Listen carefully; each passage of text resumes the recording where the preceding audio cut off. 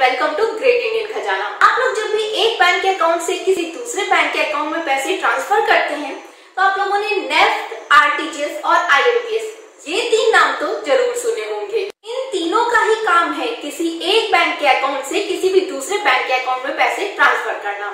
मान लीजिए कि आपका अकाउंट है स्टेट बैंक ऑफ इंडिया में, आपको किसी दूसरे बैंक ऑफ बड़ौदा, एचडीएफसी या किसी भी दूसरे बैंक के अकाउंट में पैसे ट्रांसफर करने हैं तो आप नेफ्ट, आरटीजीएस या फिर आईएमपीएस की मदद से अपने पैसे ट्रांसफर कर सकते हैं। अब यहाँ पर बड़ा सवाल ये उठता है कि जब इन तीनों का एक ही काम है तो फिर ये तीन अलग अलग चीजें क्यों हैं? हम इसमें से क्या इस्तेमाल करें और ये जरूरत ही क्यों पड़ी? जब एक ही काम है, सेम काम है, एक बैंक अकाउंट से दूसरे बैंक अकाउंट में पैसे भेजने हैं तो इसकी क्या जरूरत पड़ गई कि ये तीन अलग अलग चीजें बनी? तो आज के वीडियो में मैं आप लोगों को नेफ्ट, आरटीजीएस और आईएमपीएस के 7 मेन डिफरेंस बताऊंगी, जिसे जानने के बाद आप लोगों को बहुत अच्छी तरह से समझ में आ जाएगा कि इन तीनों के बीच में क्या डिफरेंस है। जिससे कि ये वीडियो आप लोगों के लिए इजी रहे, इसलिए मैंने इस वीडियो को 7 मेन पॉइंट्स में डिवाइड कर दिया है। तो आइए जानते हैं इनके बीच के कौन से मेन डिफरेंस है। फर्स्ट पॉइंट, फुल फॉर्म क्या है इनकी?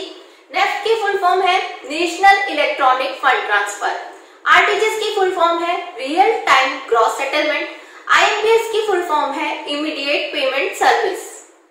सेकेंड पॉइंट में जान लेते हैं कि आप इनका इस्तेमाल किन माध्यम से कर सकते हैं। यहाँ पर अगर हम बात करें नेफ्ट और आरटीजीएस की, तो नेफ्ट और आरटीजीएस ये दोनों ही आपको ऑफलाइन और ऑनलाइन अवेलेबल होते हैं। ऑफलाइन में आप बैंक की ब्रांच में जाकर के नेफ्ट, आरटीजीएस करा सकते हैं, वहीं ऑनलाइन में आप खुद से अपनी नेट बैंकिंग का इस्तेमाल करके, मोबाइल बैंकिंग का इस्तेमाल करके नेफ्ट या आरटीजीएस कर सकते हैं। अगर हम बात करें आईएमपीएस की, तो आईएमपीएस आपको सिर्फ ऑनलाइन मिलता है, ऑफलाइन नहीं मिलता है। मतलब आप बैंक की ब्रांच में जाकर के आईएमपीएस नहीं करवा सकते हैं। आप ऑनलाइन 3 माध्यमों से आईएमपीएस कर सकते हैं। एक तो आप अपने नेट बैंकिंग का इस्तेमाल करके आईएमपीएस कर सकते हैं, दूसरा आप अपने मोबाइल बैंकिंग का इस्तेमाल करके कर सकते हैं, तीसरा आप एटीएम मशीन से भी आईएमपीएस कर सकते हैं। आपने अगर कभी एटीएम से कैश निकालते टाइम ध्यान दिया होगा तो वहां पे आपको एक फंड ट्रांसफर का ऑप्शन मिलता है। आप उस फंड ट्रांसफर के ऑप्शन पे जाएंगे तो आपको वहां पर भी आईएमपीएस का ऑप्शन मिल जाएगा। थर्ड पॉइंट की बात करते हैं अमाउंट लिमिट की। ये इसका काफी मेन डिफरेंस है, जिसमें इन तीनों के बीच जो डिफरेंस है काफी हद तक क्लियर भी हो जाता है कि मेन डिफरेंस क्या है इनके बीच में। अगर हम नेफ्ट के अमाउंट लिमिट की बात करें तो नेफ्ट में मिनिमम और मैक्सिमम अमाउंट की कोई लिमिट नहीं होती है। आप 1 रुपए से लेकर के मैक्सिमम कितना भी अमाउंट ट्रांसफर कर सकते हैं। अगर हम आरटीजीएस की लिमिट की बात करें तो आरटीजीएस में मिनिमम अमाउंट की लिमिट है 2 लाख रुपए और मैक्सिमम अमाउंट की कोई लिमिट नहीं है। आप मैक्सिमम कितना भी अमाउंट इसके द्वारा ट्रांसफर कर सकते हैं। वहीं अगर हम आईएमपीएस के अमाउंट लिमिट की बात करें तो आईएमपीएस के मिनिमम अमाउंट की लिमिट है 1 रुपए और मैक्सिमम अमाउंट की लिमिट है 2 लाख रुपए। मतलब आप 1 रुपए से लेकर के 2 लाख रुपए तक आईएमपीएस के द्वारा ट्रांसफर कर सकते हैं। तो यहाँ पर ये इसका मेन डिफरेंस है, क्योंकि अगर आपका अमाउंट 2 लाख रुपए से कम है तो आप आरटीजीएस नहीं कर सकते, क्योंकि आरटीजीएस की मिनिमम लिमिट ही 2 लाख रुपए है। और वहीं अगर आपका अमाउंट 2 लाख रुपए से ज्यादा है तो आप आईएमपीएस नहीं कर सकते, क्योंकि आईएमपीएस की जो मैक्सिमम अमाउंट की लिमिट है वो 2 लाख रुपए है। और जो नेफ्ट है वो आप कितने भी अमाउंट का कर सकते हैं, मिनिमम 1 रुपए से लेकर के मैक्सिमम कितना भी अमाउंट कर सकते हैं। लेकिन यहाँ पर एक चीज और आपको ध्यान रखनी है कि अगर आप नेफ्ट और आरटीजीएस ऑनलाइन करते हैं, यानी नेट बैंकिंग या मोबाइल बैंकिंग के माध्यम से करते हैं, तो जो आपके नेट बैंकिंग की लिमिट होती है वो बैंक टू बैंक डिपेंड करती है। सभी बैंक की लिमिट अलग अलग हो सकती है। तो आपके नेट बैंकिंग में पैसे ट्रांसफर करने की एक लिमिट होती है। हो सकता है किसी की लिमिट 10 लाख हो, 15 लाख हो, 20 लाख हो, तो उससे ज्यादा पैसे आप ट्रांसफर नहीं कर पाएंगे एक ट्रांजैक्शन में। तो यहाँ पर अगर आप नेफ्ट और आरटीजीएस करते हैं तो अगर आपके नेट बैंकिंग की लिमिट है 10 लाख रुपए तो आप 10 लाख से ज्यादा अमाउंट ट्रांसफर नहीं कर पाएंगे नेफ्ट और आरटीजीएस के द्वारा। तो ये जो लिमिट होती है वो नेफ्ट, आरटीजीएस की लिमिट नहीं है, ये आपके नेट बैंकिंग, आपके मोबाइल बैंकिंग की मैक्सिमम लिमिट है। वहीं अगर आप बैंक की ब्रांच में जाकर के नेफ्ट और आरटीजीएस कराएंगे तो मैक्सिमम अमाउंट की कोई लिमिट नहीं रहेगी, आप कितना भी अमाउंट ट्रांसफर कर सकते हैं। फोर्थ पॉइंट है टाइमिंग की। तो अगर हम टाइमिंग की बात करें तो नेफ्ट और आरटीजीएस ये आईएमपीएस के मुकाबले काफी पहले से चले आ रहे हैं। उस टाइम टेक्नोलॉजी इतनी ज्यादा डेवलप भी नहीं थी। नेफ्ट और आरटीजीएस का इस्तेमाल हम काफी सालों से करते आ रहे हैं और आईएमपीएस जो है वो 2010 में आया था, काफी बाद में आया था नेफ्ट और आरटीजीएस के। तो पहले नेफ्ट और आरटीजीएस की एक टाइमिंग होती थी, आप उसी टाइमिंग के अंदर नेफ्ट आरटीजीएस कर सकते थे। जैसे सुबह 7 बजे से शाम के 6 बजे तक टाइमिंग है, और साथ ही साथ अगर हॉलीडे है, संडे है, तो उस दिन आप नेफ्ट आरटीजीएस नहीं कर पाते थे। लेकिन प्रेजेंट टाइम की अगर हम बात करें तो 2019 में नेफ्ट को 24/7/365 कर दिया गया था, और वही 2020 में आरटीजीएस को भी 24/7/365 कर दिया गया था।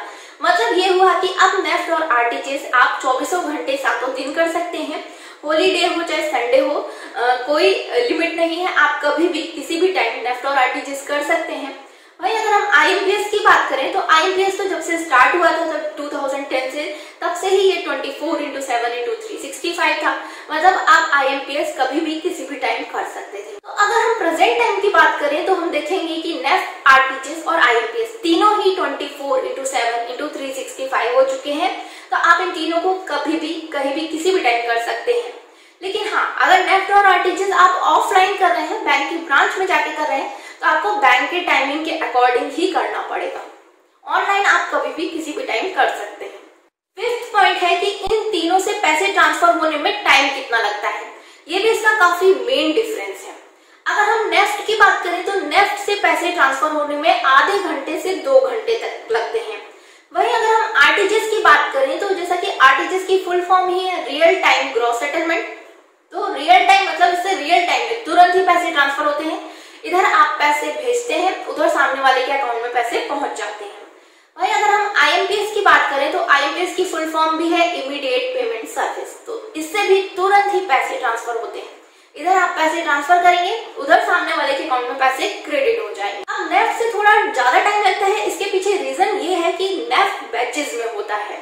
हर आधे घंटे में नेफ्ट अपना एक बैच बना लेता है। उस आधे घंटे के अंदर जितने भी नेफ्ट के कमांड दिए जाते हैं वो सब मिलकर एक बैच बनाते हैं, और हर आधे घंटे बाद ये बैच क्लियर हो जाता है। तो इसका ये जो प्रोसीजर है उसकी वजह से इसमें थोड़ा सा टाइम लगता है। पहले नेफ्ट हर 1 घंटे में बैच बनाता था, लेकिन 2019 से इसको काफी ज्यादा फास्ट कर दिया गया और अब हर आधे घंटे में इसके बैचेस बनते हैं।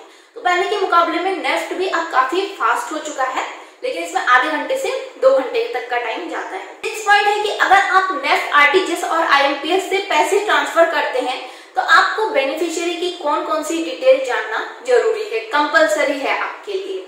बेनिफिशियरी मतलब वो जिसके अकाउंट में आपको पैसे ट्रांसफर करने हैं। तो अगर आप नेफ्ट और आरटीजीएस का इस्तेमाल करके पैसे ट्रांसफर करते हैं तो आपको बेनिफिशियरी का नाम, बेनिफिशियरी का अकाउंट नंबर और उसके बैंक का आईएफएससी कोड, ये 3 डिटेल जानना आपके लिए कंपलसरी है, तभी आप बेनिफिशियरी के अकाउंट में पैसे ट्रांसफर कर पाएंगे। वहीं अगर हम आईएमपीएस की बात करें तो आईएमपीएस में आपको पैसे ट्रांसफर करने के 2 ऑप्शन मिलते हैं। पहले ऑप्शन में तो आपको सेम इसी तरह से बेनिफिशियरी का नाम, अकाउंट नंबर और उसका आईएफएससी कोड जानना जरूरी है, तभी आप उसके अकाउंट में पैसे ट्रांसफर कर सकते हैं। वहीं दूसरे ऑप्शन की अगर बात करें तो दूसरे ऑप्शन आपको मिल जाता है बेनिफिशियरी का MMID प्लस उसका मोबाइल नंबर। आप इस ऑप्शन का इस्तेमाल करके भी, MMID और मोबाइल नंबर का इस्तेमाल करके भी आप उसके अकाउंट में पैसे ट्रांसफर कर सकते हैं। अगर आपको MMID को लेकर के कोई कंफ्यूजन है, आपको नहीं पता है, तो इसका वीडियो मैं अपलोड कर चुकी हूँ, नीचे आपको लिंक मिल जाएगा, आप लोग MMID वाला वीडियो देख सकते हैं। 7th पॉइंट आता है चार्जेस। नेफ्ट, आरटीजीएस या फिर आईएमपीएस से पैसे ट्रांसफर करने में आपके चार्जेस कितने लगते हैं। तो अगर हम यहाँ पर नेफ्ट और आरटीजीएस की बात करें तो नेफ्ट, आरटीजीएस से आप अगर ऑनलाइन पैसे ट्रांसफर करते हैं, यानी कि आप नेट बैंकिंग या फिर मोबाइल बैंकिंग का इस्तेमाल करके पैसे ट्रांसफर करेंगे, तो ये सुविधा आपको फ्री है। जनवरी 2019 से ऑनलाइन पैसे ट्रांसफर करने में, नेफ्ट और आरटीजीएस के द्वारा ऑनलाइन पैसे ट्रांसफर करने में इसको फ्री कर दिया गया है, जिससे ज्यादा से ज्यादा लोग ऑनलाइन इस सेवा का इस्तेमाल करें। तो ये बात तो हो गई नेफ्ट, आरटीजीएस के ऑनलाइन पैसे ट्रांसफर करने की। वहीं अगर आप इसको ऑफलाइन करते हैं, यानी बैंक की ब्रांच में जाकर के कराते हैं, तो आपके कुछ चार्जेस पड़ते हैं। और अगर हम आईएमपीएस की बात करें तो आईएमपीएस तो ऑनलाइन ही होता है, आप ऑफलाइन नहीं करा सकते हैं। तो आईएमपीएस अगर आप ऑनलाइन इस्तेमाल करते हैं तो भी इसके चार्जेस पड़ते हैं। अगर हम इनके चार्जेस देखें, नेफ्ट और आरटीजीएस के ऑफलाइन चार्जेस और आईएमपीएस के चार्जेस देखें, तो ये बैंक टू बैंक भी डिपेंड करते हैं। अब ये डिपेंड करता है आपका किस बैंक में अकाउंट है, क्योंकि हर बैंक के अलग अलग चार्जेस हो सकते हैं, बहुत ज्यादा डिफरेंस नहीं होगा, हो सकते हैं। तो ये डिपेंड करेगा आपका किस बैंक में अकाउंट है। होपफुली ये सातों पॉइंट्स आप लोगों को अच्छी तरह से समझ में आ गए होंगे। अगर अभी भी आपकी कोई कंफ्यूजन है तो नीचे आप कमेंट करके बता सकते हैं। वीडियो यूजफुल है तो प्लीज इसको आप लोग ज्यादा से ज्यादा शेयर जरूर करिएगा और अपने लाइक जरूर करते रहिएगा।